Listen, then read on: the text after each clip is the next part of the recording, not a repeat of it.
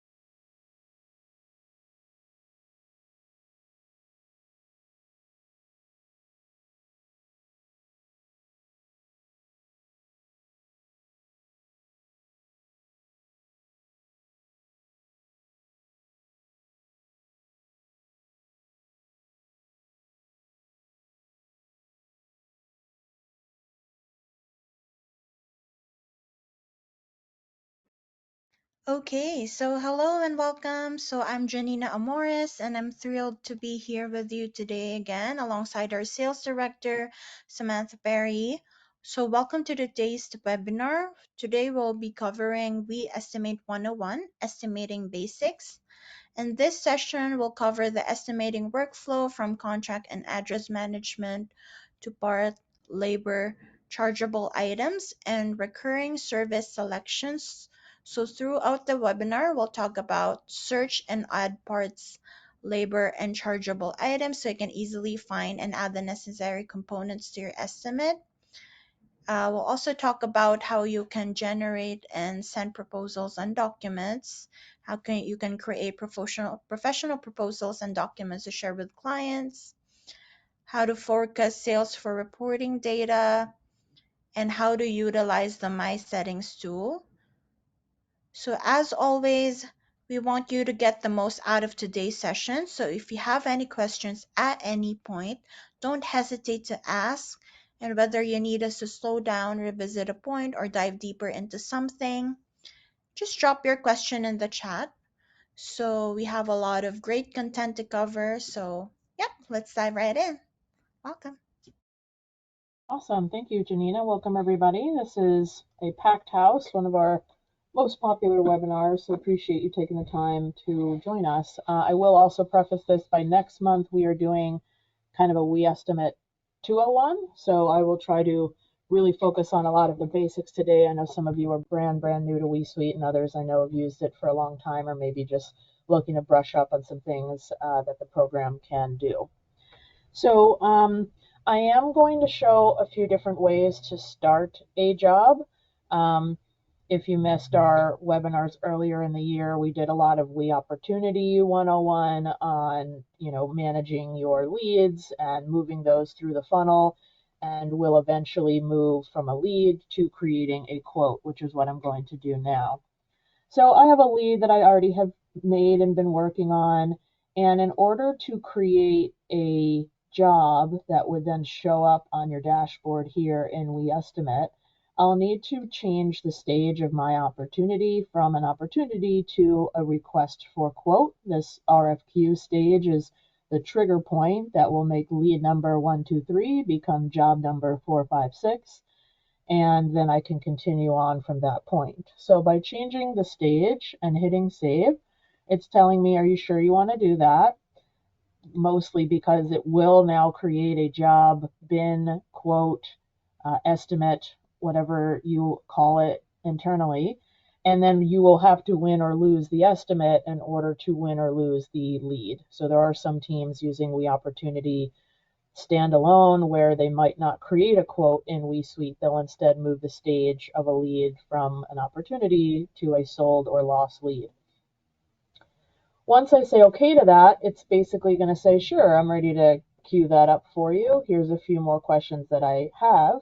And you may have noticed if you use WeEstimate a lot, it's basically the same as this step 2 here when you hit the new project in WeEstimate, which I'll come back to. So it already knows the project name, the job title, the region and office I'm quoting from. I could change any of these if I need, the market vertical. And now it's asking me for the job type, sales type, and system type. So I'll go ahead and select that. Job type's new commercial, sales type is negotiated, system type is, let's say, video. Now, job type, sales type, and system type, you might not use all three of these. You may also be integrated to another system in which these drop downs are coming from that system and thus push over there when you win a job. It then imports in to follow the process through to operations and billing. So might be good to brush up with your team on how these drop downs may work in other aspects of the application. But once you fill in all the red starred fields, you are ready to go and create a job in WeEstimate. Now, I will point out pricing contract is specific if you use our module fixed price contracts. Maybe you have a government or state contract, or maybe you have a national account, or just a special set of pricing that's for someone and not for everyone else. You also may assign an engineer at this point. So for those of you that don't actually engineer the quote, but would now involve an engineer right from the beginning, you could assign it to them right from here rather than doing it in WeEstimate. I also always recommend clicking billing is the same or adding a billing address here. It saves you time later. And then how do you want to start the estimate is basically saying, do you want me to open it and quote anywhere right now, or do you plan to go to WeEstimate, in which case don't automatically open quote anywhere. Quote Anywhere is just the web version of WeEstimate at this point. It's really just the mobile app that comes with it. It's another website like WeOpportunity. Doesn't matter which direction you pick, the job will always be in either one. The only difference is that when I say open and quote anywhere, it will literally open up the job right then and there and start me in the job. So today I'm going to click WeEstimate. So I say okay. And before I move over, once it says confirmed, you should see on the left-hand side that opportunity 123 just created job number 456. Now, when I move over to WeEstimate and I refresh my screen, there's my Johnny Appleseed job. It created a new bin, and then within the bin, there is a job. So think of this first layer as the folder or the bin, we often call it, and then you can have many jobs underneath it. So your company may internally say J's, right? So how many J's, or J1, J2, J3 are just jobs within this master bin 22282. Uh, The Sam, Yes. can you start sharing again? There's no screen being shown. Oh, that's weird. Okay. Thank you for letting me know.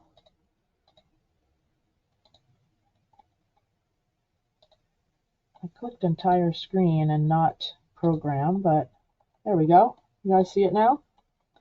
Yes. Okay, awesome. Also, I see a couple people saying they don't have audio. Everyone can hear me? You're good with Yes. audio? We can hear you. Okay. All right.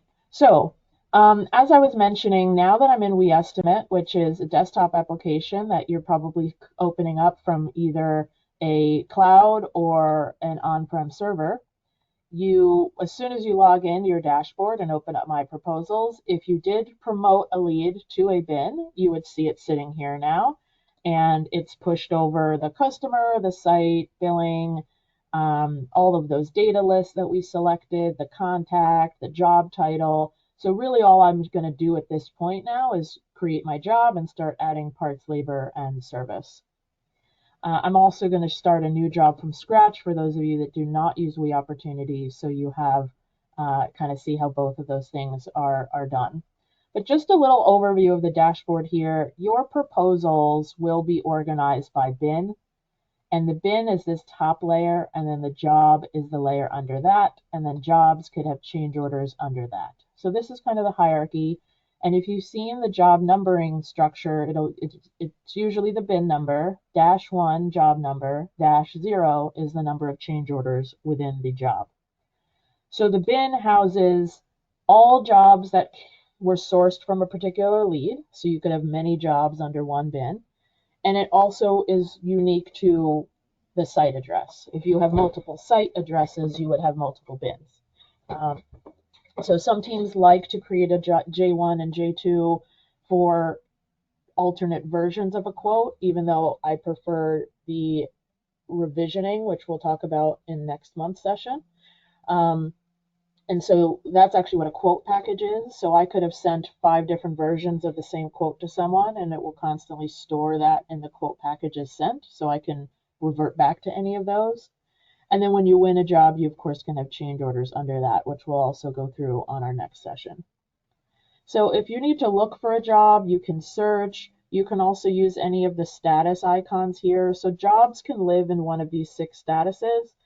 There are other statuses that you can customize, but these 6 have a specific purpose for different actions you do in the job. So the yellow $sign is the default status, and that means that the job is in progress. The next icon is in negotiation, which will automatically move to once you have sent the proposal to somebody, either via e-sign, through email, or flag it as sent, which we'll talk about. The green $sign is won, the red $sign is lost. The little engineering hat is for putting a job in engineering, and then the hourglass is on hold. So I could always select one of these statuses and it'll just show me all jobs of that particular status. And also keep in mind this date range, this comes up sometimes. It's by default right now looking at the last 12 months. So if I search and I'm like, man, I swore I did a job for them a couple years ago, it's because you don't have your date range wide enough. So you might have to select that, which will segue us into the My Settings, which I'm going to start with. Before I do that, if you are not using WeOpportunity and you want to start a new job, you would just instead hit the Start New Project button. And much like the prior screen, you're going to fill in the title, the region and office, the market, job type, system type, all those drop downs that may or may not be required for your system. But in addition, I also have to fill in the customer and the site address because I have not already done that like I had in WeOpportunity. So I'll search, Valley Hospital. It's going to give me any results of customers already in my database. If it's lit up in this orangish or green color, it's because the accounting system recognizes it as a customer. You'll also see a little chain link next to addresses that'll say this chain link is, indicates that this came from the accounting system. So that's the right address. If it's a new customer, your results would be none, and you would just hit Start New Customer here and fill it all in from scratch. But I'm going to hit Current Customer, Current Site and Billing, and we're also going to use a current contact, and I know George is my Valley Hospital guy here. We're going to do an integrated access and video system. The project name, some of you also have a bin name. My system happens to default the bin name to the customer name, and then the job name is the project name.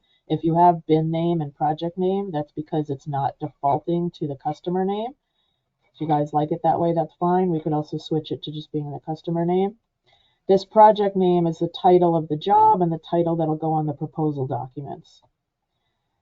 This is also what the job title would have been when you had the lead. So in the opportunity, I named the lead and the job something that moves all the way down. So now I'm going to select market, job type, system type, type of sale. Could pick an engineer, fixed contract again, but I'll hit continue. And so now at this point, we'll have created another new bin, and it will automatically open up the job tab for me. And you see I have a new bin that was just created for Valley Hospital here at the top of the pile. So before I actually go and create the job, I'm going to start with the My Settings. So if you've never gone in here before or new to WeEstimate, I suggest checking out the My Settings first and setting up a profile for yourself. First tab is where you could change your username and password. There also are a couple different colors you could set up with WeSuite. So if you like, the black kind of schema, you can change it from this kind of default blue that you see here. And some people put their headshots on their proposal. If you do, you would manage your headshot here and it would automatically show on the proposal. But if you're not using that, don't worry about it. The dashboard is how do you want your dashboard customized. So if I come back to the dashboard here, I have it set where it's my proposals first, then my employees' information, then my customers. You could flip these around if you want them to show in a different order. And then the filter default, I had the 365 days. You would set that as a default number, and it's just going to keep doing, how many days back or forward from that point. So if you want to set that to a wider or smaller amount, you would default that here. The grid options, many may not pertain to a lot of the people on this call, but if you are someone who approves jobs, engineers jobs, imports jobs into Sedona or another accounting system like FieldHub or QuickBooks, if you, there's certain statistics here. So this controls what grids and tabs are over on the right-hand side of the screen. Customer, there's just one choice here about caps, so you don't really have to worry about that. Estimate is the next one I would definitely spend time in. And so let me come back and actually open the estimate and go from this point. I believe there's a cheat sheet for this in our support site as well, but things like always ask, are you sure, when you want to delete an item. There's a remove checkbox in the equipment grid that if you accidentally check it, the part row will go away. This will say, always ask me first, are you sure you want to do that after you click that box. Auto calculate my commissions, showing discounts to cost, having that update my margin, hiding the cost in the toolbars. So right now my toolbars have cost and sell showing. Some of you are using WeEstimate right in front of somebody, so that would hide the cost. Standardize, showing the full cents rather than rounding the nearest dollar on the toolbars. Quick quantity, if you go and add a part or item and you doesn't pop a screen to say how many do you want, you need to turn quick quantity on. Otherwise, you'd have to change the quantity in the grid here. So won't go through every single one, but check this out and make some default settings for yourself. Should save you some clicks if you don't have some of these things on, like quick quantity.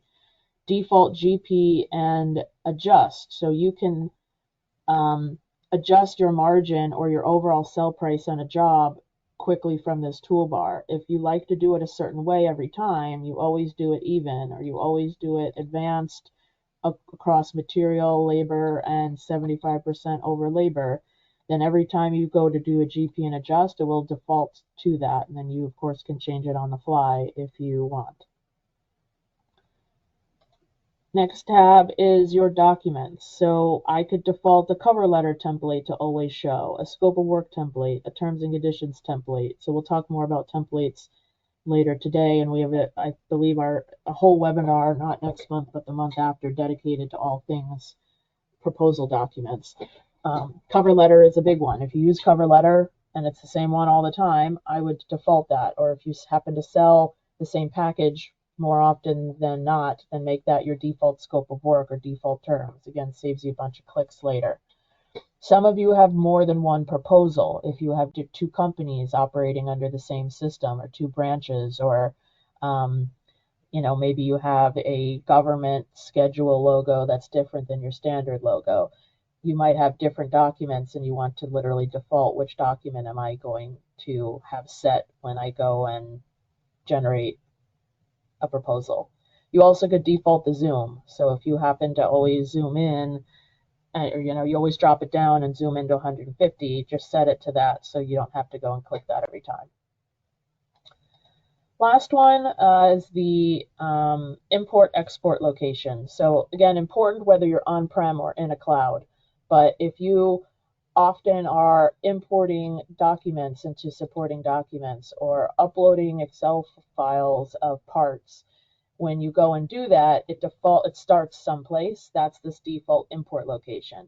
If you are exporting proposals out, or the job summary report, or a URG view or something, when you export, it will always land in a certain place. That's the export location. So if you double click here, so it says double click to edit, you can choose where you want that file path to be. So A lot of times they say make a folder called WeSuite Exports, put it somewhere that you know how to get to, and every time you do an export, it'll always land there. Same with import. So just important to know if you're in a cloud, it's going to be like your cloud filing system. So you can work with IT on how to get things from the cloud out to your local desktop, or if you're on-prem, you probably already have it local, but just some things to keep in mind there. Okay, any questions so far about my settings or the dashboard kind of tour that I went through? If not, we'll get started with the job. Okay, so we're now going to start adding items to this job. As I mentioned, it opens a tab. So these 6 icons here at the top are the different screens that can be within a job. So the job screen, you see the icons are going to match. So this is the estimate screen or the workspace or the job screen. The first tab is the customer information, which if I needed to change the customer or site or billing or edit the contact or something like that, I would do that here. I already entered that all in when I created the job, either from WeOpportunity or from WeEstimate. If I needed to make a change, you would just go ahead and make a change to the contact or add a different contact. The way this works is there's these different quadrants. So you've got adding is the top left. So if I needed to add a site, billing, address, contact, I'd fill it in. Once it's added, it goes down to the bottom left here. And your current results of a customer are in the bottom left. So if it's not George today, it's Samantha. I drag and drop Samantha over George, and now I have a new contact here. So drag and dropping from this bottom left to replace what I have in the center. Or if I need something new, I'll add it to the top left. And everything on the right, when I'm selected onto something, is just going to show me what that info is. So if I needed to just make a quick change to her phone number or something, I would do that here. The job screen, the site survey screen, if you're using the site survey module, this is part of Quote Anywhere. The proposal screen, which is where you're going to create proposals, contracts, and other type of documents. You also have a notepad, and then we have our sales forms module. We had an old business forms module we've reinvented and called sales forms. Some people are still using those old forms, only reason for the 2 logos, but for most people you're going to see one. Now that I'm in the job screen, the next tier is anything you opened on the top level will open a new tab on the second level. And then below that, whatever tab you're in is going to have then another layer of tabs. So everything is pretty nested well. So once you know where to find certain things, you should fly right through it. At the very top, you have your toolbars. So much like Word or PowerPoint or Excel, right, any Windows product, you can turn toolbars on or off in the top as your defaults, and I can move them around in a way that I like them, and then the next time I log in, it's always going to look like that.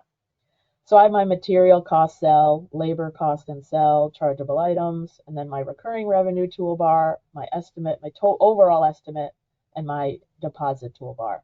But I can also turn on subcontractors, freight and warranty, test and inspection, burden, wire, taxes. So depending on what you use, or maybe you're the type of person who likes all toolbars on, you can go ahead and easily turn them on or off. Next is going to be kind of the 4 quadrants of the job screen. Let's start with the center. The center is the project view, and I like to say, like, this is how the project will be viewed out external to your customer. And so we have a folder that's sitting here called Estimate.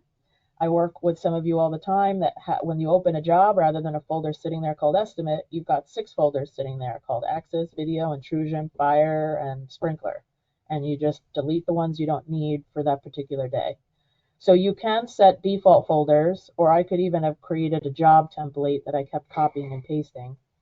But the whole purpose of folders is that it's how it will break up your job, so you can put individual parts, labor, services into each folder and give it like a bucket. And that all adds up to a grand total of your job. So this will make sense once I start making them. So I'm going to rename this folder Access Control System. And I'm going to name a second folder, Add New, you double click it, Video System. And so now I have 2 folders. And so you see what I did there? I'm now going to build two systems in one job. Or I could have named it first floor, second floor, or room one, room two, or door one, door two. So you can name them whatever you want. And then I'm going to start adding parts and pieces in the top left quadrant under search and add. I'm going to search and add parts, packages, recurring services. So all these tabs are nested under search and add. You could even do a folder, a second layer of folders, or a third layer of folders. I'll just show that to you quickly. It will tell you by changing this, your job is going to reset to 0 because you're inherently changing the whole structure of the job and where you're going to put all your items. So if you're okay with that, say, yep, go ahead. It's also an easy way to clear a job. If you have a job with lots of stuff going on, you just want to clear it back to 0. This is a workaround way to do that. So we'll say, yep, clear my job. Now it's back down to nothing. And we're going to do a level 2. Level 2 means I'm going to do first floor, and I'm going to make another one called second floor. And now you see how each of those are allowing me to create one more. So now I'm going to make access control video. Second floor is going to get access control video. So now, and this is great for larger commercial projects or just something that needs more granularity, I have total, I could get a total for the first floor, but I'm still going to allocate parts, labor, and services into different systems. Or I could have flipped it and had access control be layer 1 and first floor, second floor be layer 2. So play around with that. Again, some of you use this heavily. I've seen, level 3 is just one more. If you wanted to get even more granular and say building 1, access control, first floor. So now, for the sake of today, I'm going to go back to the level 1. That's going to clear my job completely again, but just to keep things simple and I won't have to add so much into all those folders. So now I have my access and video systems, and I'm going to start adding items to them. Now, the entire bottom of the screen is where your bill of materials is going to grow. So you could see it already has predetermined headers, much like the nice, comfy familiarity of an Excel spreadsheet. That's how I feel about it. But once we start adding items, you're going to see everything's going to start growing under these columns. The columns themselves, by the way, probably look different on your screen than on my screen. We've got 100 columns to choose from. Your system admins can turn on or off who's allowed to see what, edit what order they're in.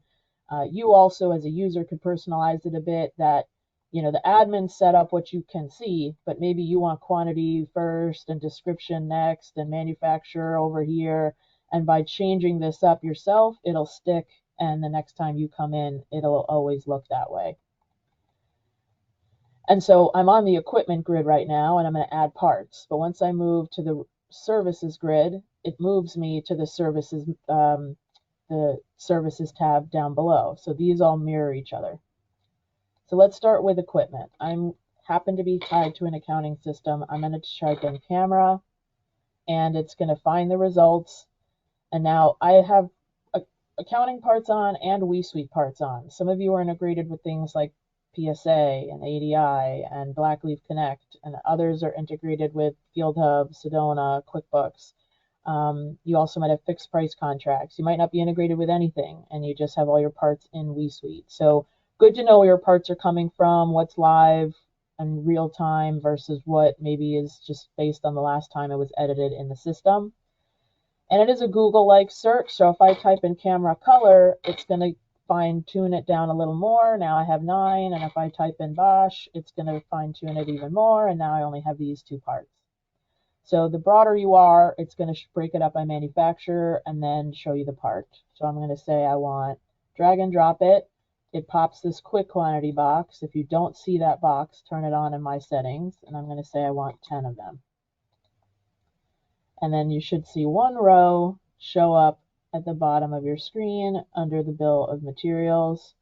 And remember, I added that specifically to video. So there's my one row. And so again, you see I've got lots of data in there, and depending on what I'm allowed to touch or not touch, I could change quantity from 10 to 11. Or maybe I want the margin to be 40 instead of 35. If you can't touch something, it will just tell you you can't do that. Or maybe you can, but you can only go so low. If I try to go to 10, probably it's going to let me, but sometimes yeah, I don't have it on, but I sometimes have my user set to if I go less than 20% margin, it's just going to stop me. Or no, it's going to say, sure, you can do that, but now you need an approval by somebody. So I'm just going to continue to drag and drop. I want one of those and four of these. And another nice feature I always like to show, I'm going to add this camera on the top of the list here, this AVC540, and I want 17 of these. And now you're going to see 3 rows actually just showed up. And that's because I have this camera, anytime I bring it in, also bring in its shock detector and its power adapter. So you as a system, your system admins have the ability to say this part should always come with this part, make that association, and then that will just automatically happen as you're adding items to the job, and you see they all came in at quantity 17. Now I can manipulate it after the fact and change it, or I actually don't need the power adapters for this one or something, in which I would remove it, and that's when it asked me, are you sure you want to do that? Yes. You could also right click this triangle and hit delete if you don't have the remove column on. Moving on from parts, and I'm going to add a few things into access control. So I'm going to go to card reader, and again, a good way to kind of show now my equipment grid is none. That's because I have nothing in the access folder. I want, 8 of these and 5 of these. So now I have 2 pieces of equipment in access, 5 or 6 pieces of equipment in video. When you hit all estimate items, it's just show me a summary of everything. So now it put my whole bill of materials together versus if I click video, it shows me only video, access shows me only access. All estimate items shows me all estimate items. Another thing that I'll go on to is labor next, but I will mention if you have labor already on your parts, it will show up in this column that has a little hammer and screwdriver, and you'd see how many labor units are already in the part. If I hit the plus sign next to any of these part rows, it'll show me what type of labor do I have in each of these, and it turns out I don't even have the right labor column on because I have 55 hours of labor, but none are showing in my labor column. So that just means I'm missing a column here of that type of labor. But let's say you had 1 hour of installation, 2 hours of programming, and half an hour of, training. You would see 2.5 hours up here, and you would see 1.5.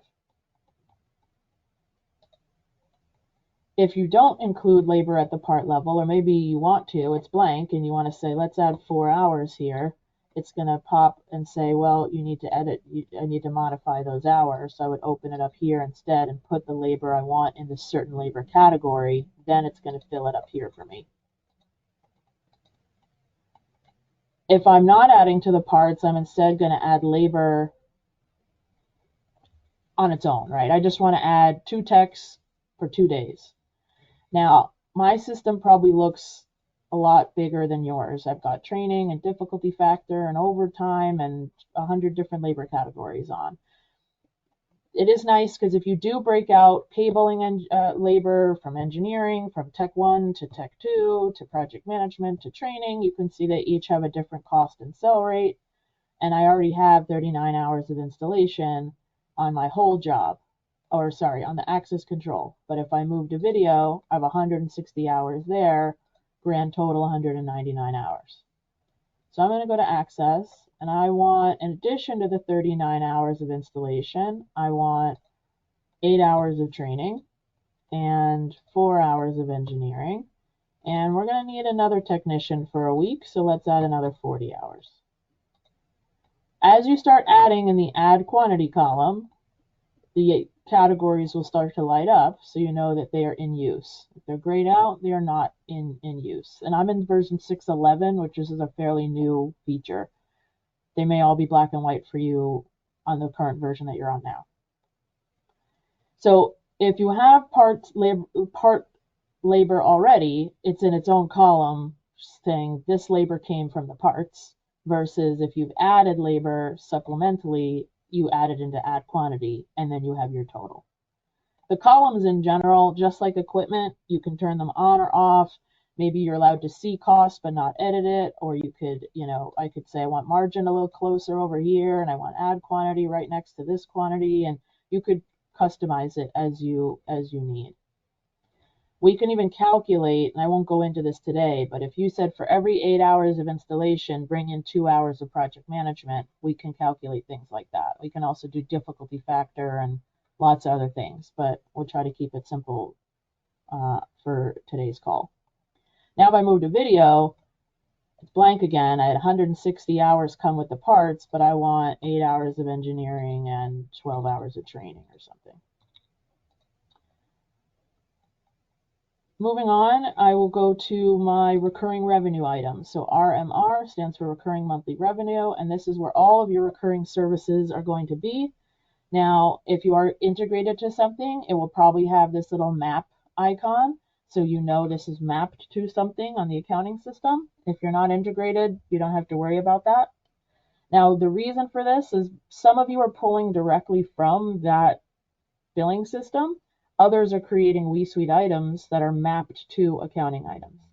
Benefit of that is that I could have many different items on the sales side, but they're all rolled up to one invoice item on the accounting side. So let's say in sales you have, and I type in service, I've got my 3-year agreement, my 1-year agreement, my gold, my platinum, my silver, and they're all calculated on different percentages. It's another thing WeSuite supports that a lot of accounting systems don't. Now all these items may be mapped to a single invoice item on the accounting side called service, or service plan, but WeSuite has all my different flavors of it. Now I also happen to have a fire alarm inspection defaulted on my job. I'm not going to do that today, so we're just going to remove it. But if you are using the test and inspection module, I would watch a different training about that, about how you add inspection items to all roll up to one recurring invoice item. So I'm going to add a 3-year service agreement to the Access system, and I'm also going to add some monitoring to the video system. I'm just dragging and dropping. And now my rows show down below, and again, same concept, the columns I have on and the order they are, what I can edit or not. Like I could change term, I could change billing frequency. These are things that could then eventually impact the language on the contracts. If it is calculated, it would show you what that percentage was. 5% of the cost of the system, which is at 26.5, calculated $1,300 service agreement for me. I could change this to 8% today, or I could say, oh, I think I could get 1,500 bucks a month, so I could just, override it. Now, I did see a question come in, how do you add parts that are not already in the input system? So good question. If you are looking for, the SAM camera and it's not here and results are none, you can hit this blue plus sign to add a one-time part. Now that is a user right, so not everyone may be allowed to do that.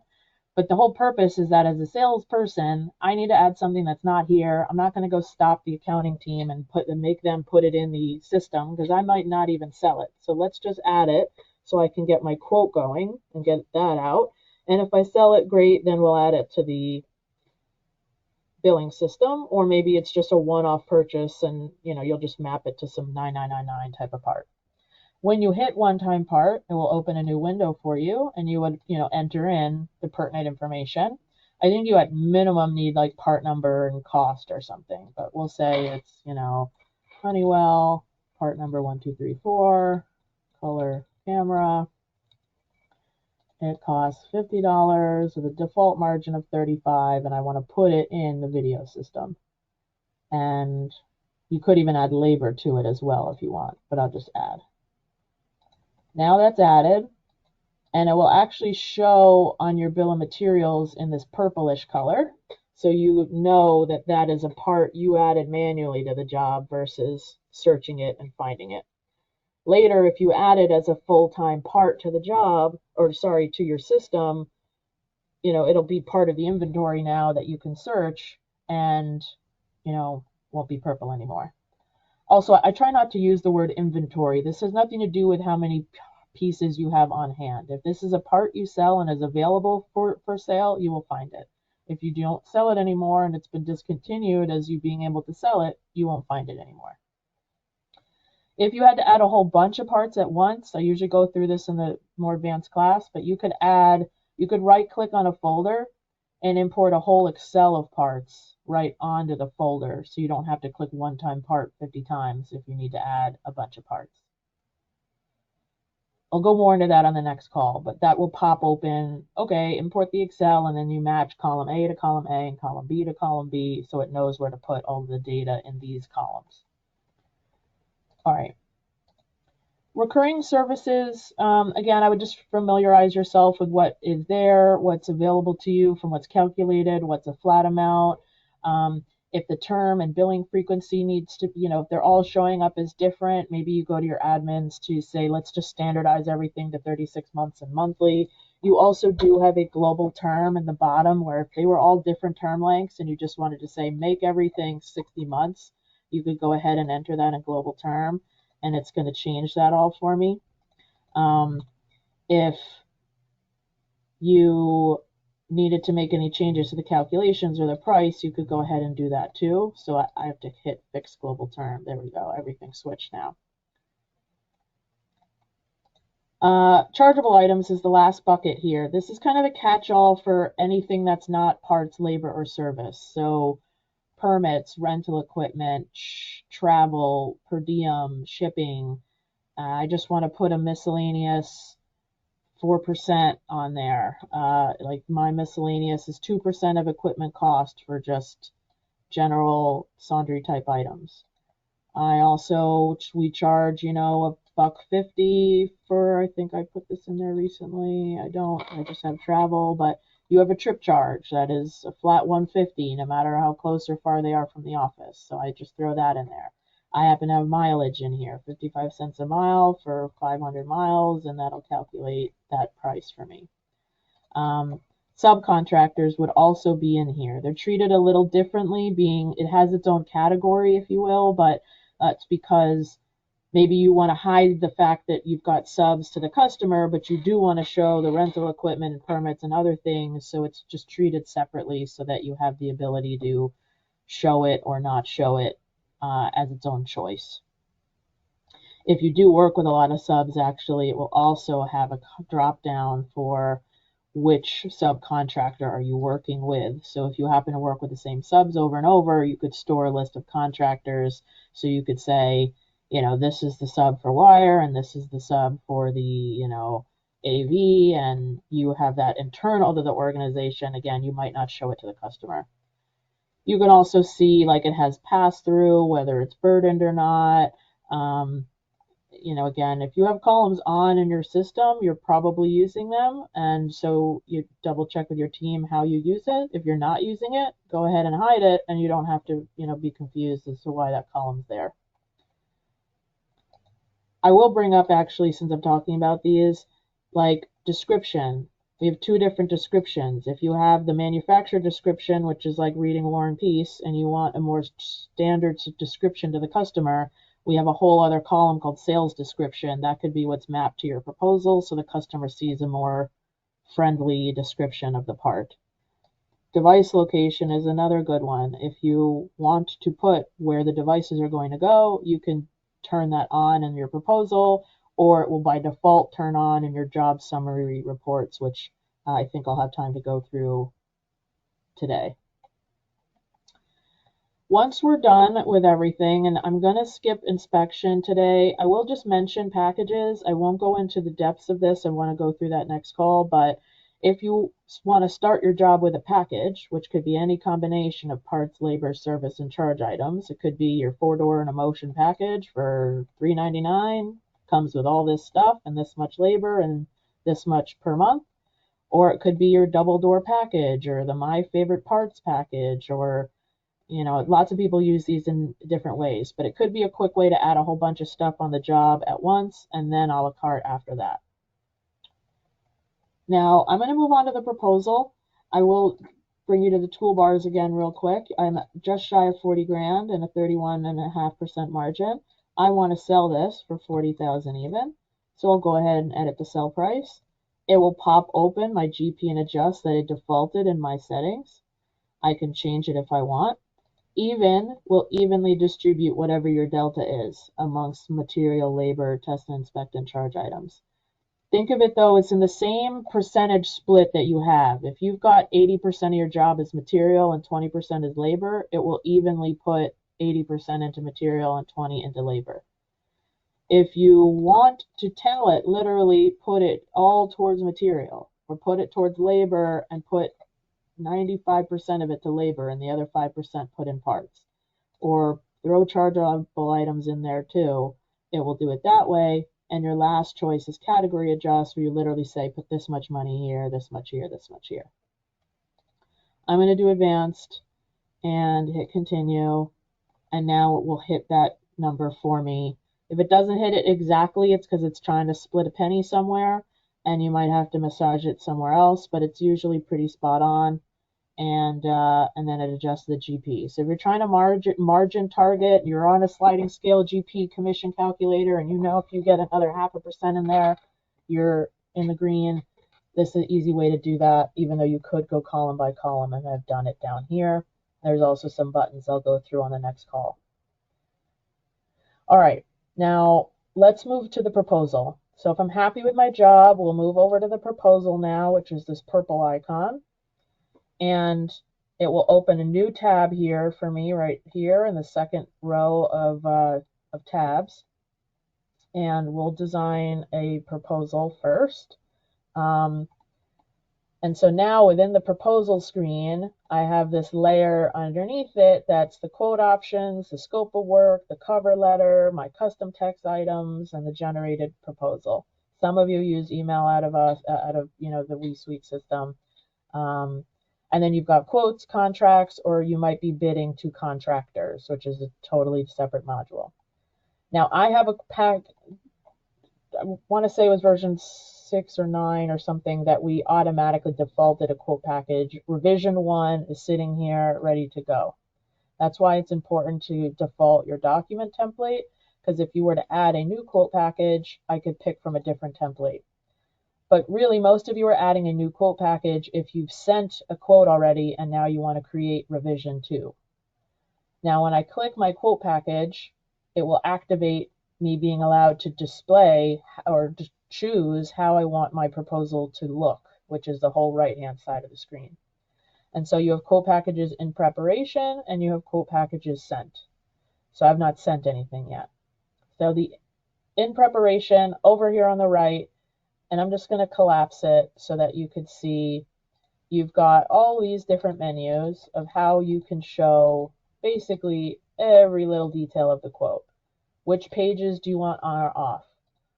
Of the equipment, do you want to show full line item, just quantity and description, show device location, don't show device location? So you can turn on or off as you need.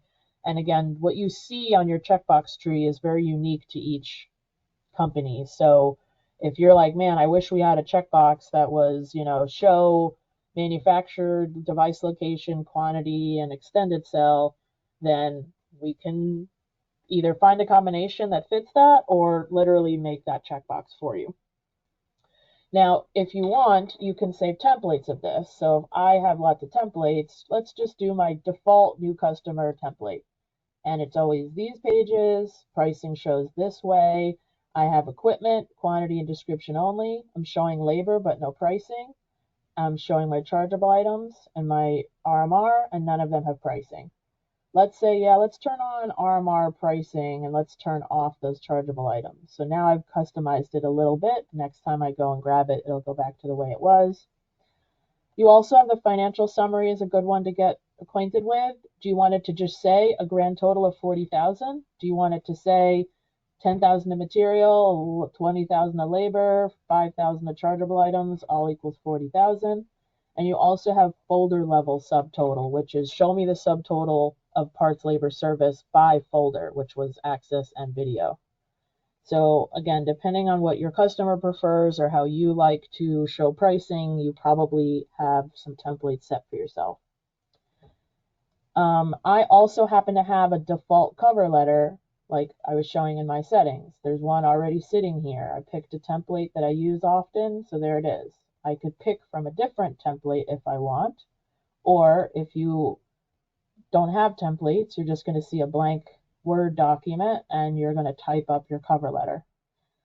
Scope of work is the same. I would just see a blank page and I would just start writing up a scope. I happen to have one in here for the sake of demos.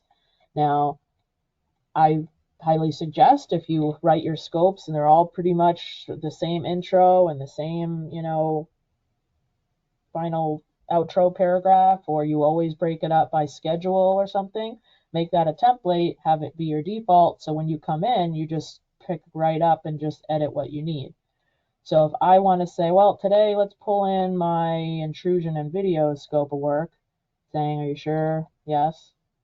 Now here's that scope of work instead.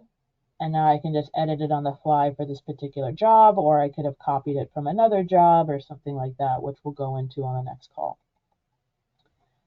So when I'm happy with this, and again, you see you've got all your little toolbars at the top, so I want to make sure we get the rest of our agenda in today. So I'll dive into some of that on the next call. But when you're happy and ready to go, at the bottom corner of most of these tabs, you'll see a Generate Quote button.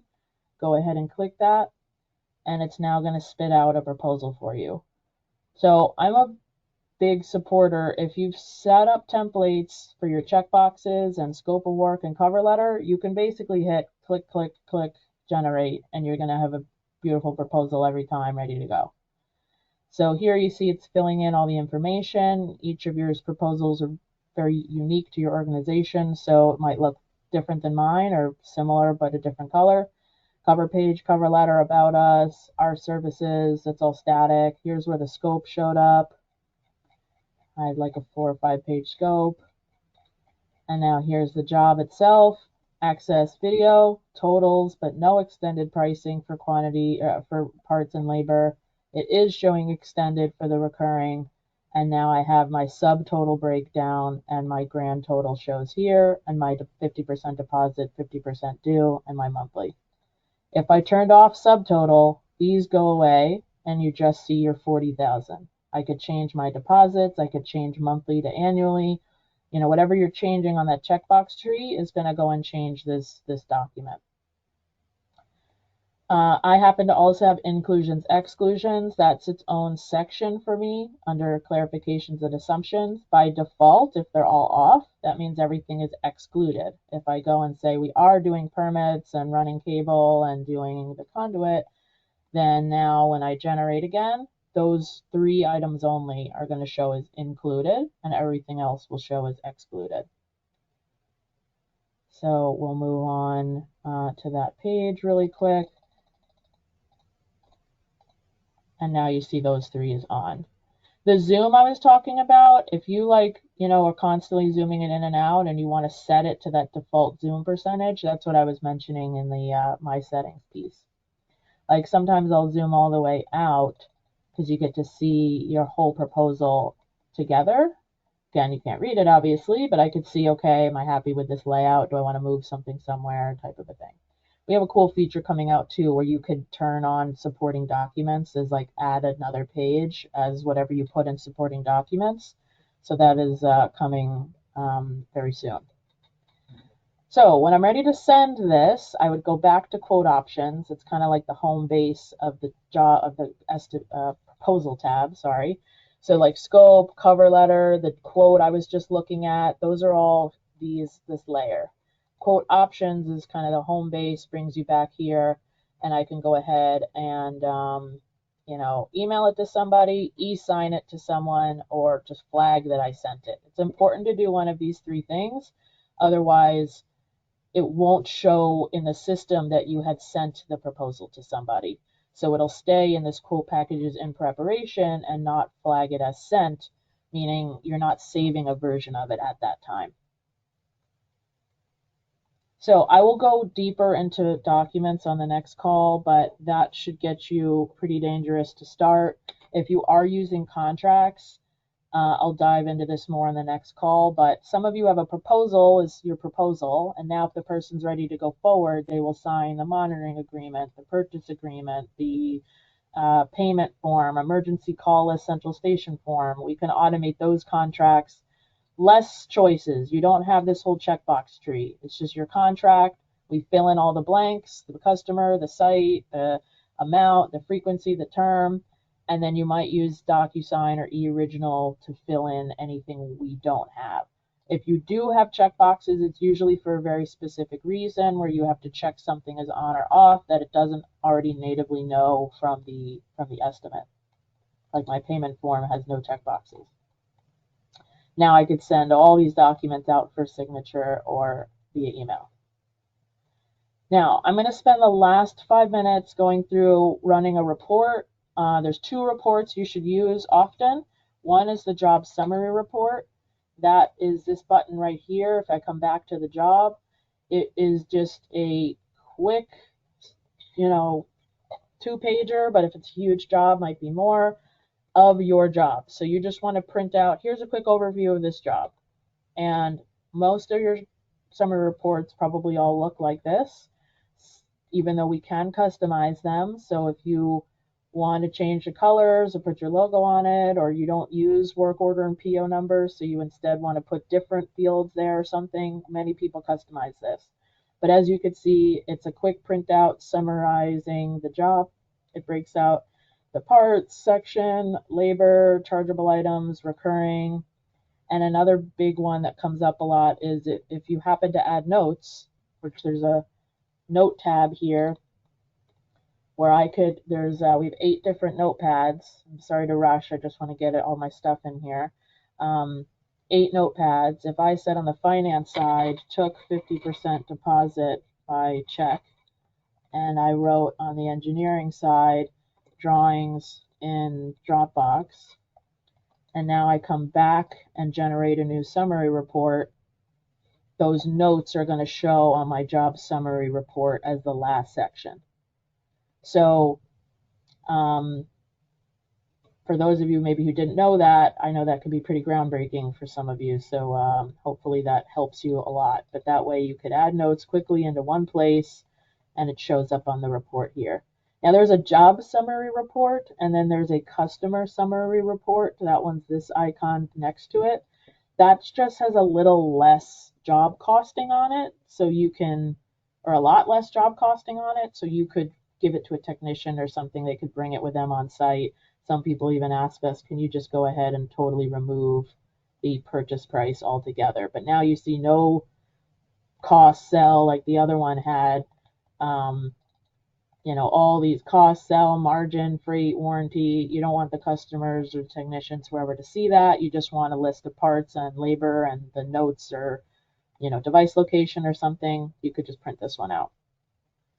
And then the second, or I guess the third report I would really familiarize yourself with is the Universal Reporting Grid. We did an entire class on this in November, December, so you could go to our YouTube channel and watch that back.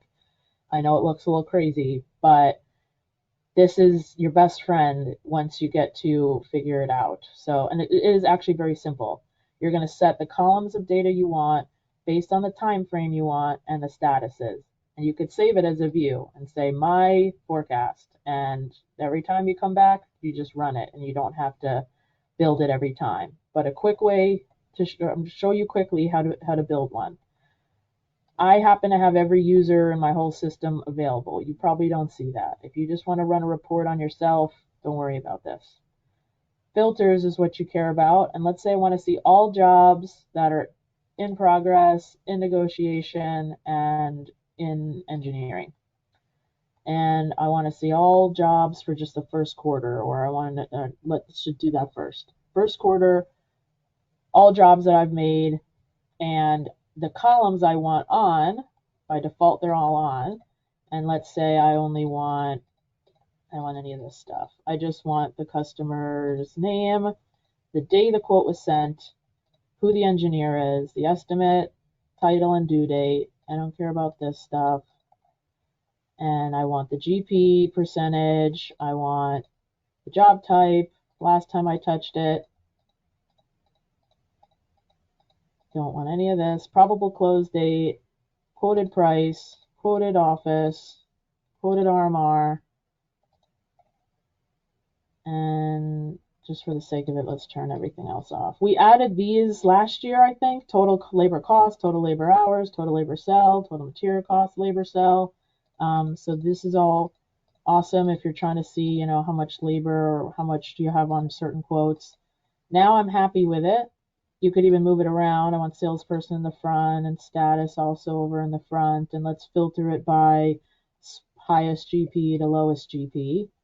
And now I want to also filter it by status. So let's take, where's status? So keep status on. I didn't. So let's just filter it by job type. Filtering is I drag and drop it right here, and now it's all filtered by job type. So if I want to see only my residential jobs, only my, commercial maintenance agreements or something. If I don't want to filter it anymore, just grab it and throw it back down in this space and it goes back to looking like a grid. But if you happen to have, like, let's sort by system type, now I have 13, 13 intrusion jobs, 18 access jobs, right? And so if you filter by person or by status is what I was trying to do, to say, just show me my in progress versus in negotiation versus in engineering. But if I'm happy with this view and I don't want to rebuild it again next time, you just hit the plus sign now, call it my forecast, and save it. And now next time you come back in, you could go ahead and pull it up and it'll just be real time with the system. So if you want to run a report on, okay, just show me all jobs based on based on when I sent them, this is the way to do that, and it's an easy way to be like, oh yeah, I have to call that guy, or yeah, I'm gonna say this job is gonna close probably in March, and I can go ahead and update that all real quick here, and I don't have to go job by job um, and do that. And last thing I'll say, if I wanted to switch it up real quick and say, well, let's just do 2024, all jobs that I sold, just switch it up. Now I'm looking at sold. I picked a different filter. I sold, 600,000 last year, and I'm going to add a new filter or new view, and I'm going to call it, year to date 2024 sold.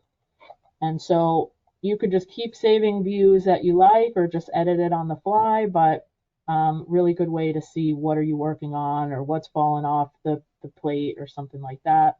And your attainment to quota is at the top here as well. So I know we're a few minutes over. I'll let Janina close us out and just announce the dates and times for next month's webinar. Please join us next month. We'll do a deeper dive into WeEstimate. Thank you, Samantha, for that very conducive learning. So, thank you for joining us today. We hope you've learned some good information to take back for yourselves and also share with your team. And again, if you need to refer to this webinar, it will be available in our website under Education and Training Webinars. Our next webinars will be on April 8th about accounting integration highlights, configurations, mappings, job imports, and more. And also on April 15th, we will be talking about WeEstimate 201 advanced estimating features. Take care and have a great day, everyone.